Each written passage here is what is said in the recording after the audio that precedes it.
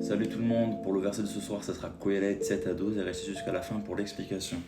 Je regardais encore et j'ai vu une autre vanité sous le soleil. Voici un homme seul, sans personne, ni frère ni fils, qui travaille à n'en plus finir, toujours avide de plus de richesses. Il ne se demande pas, mais pour qui travailler ainsi en me privant de bonheur?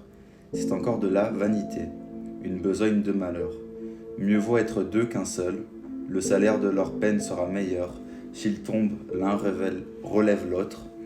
Malheur à l'homme seul, s'il tombe, personne ne le relève. De même, si l'on dort à deux, on se tient chaud. Mais tout seul, comment se réchauffer?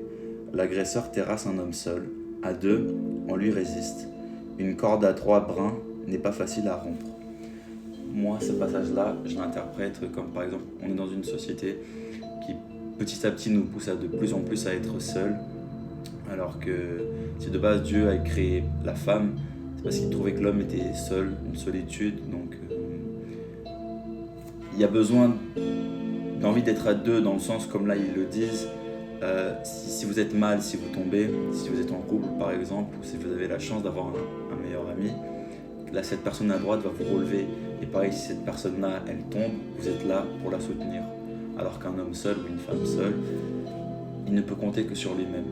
J'espère que ça vous aura plu et je vous dis à demain pour le verset du matin. Amen.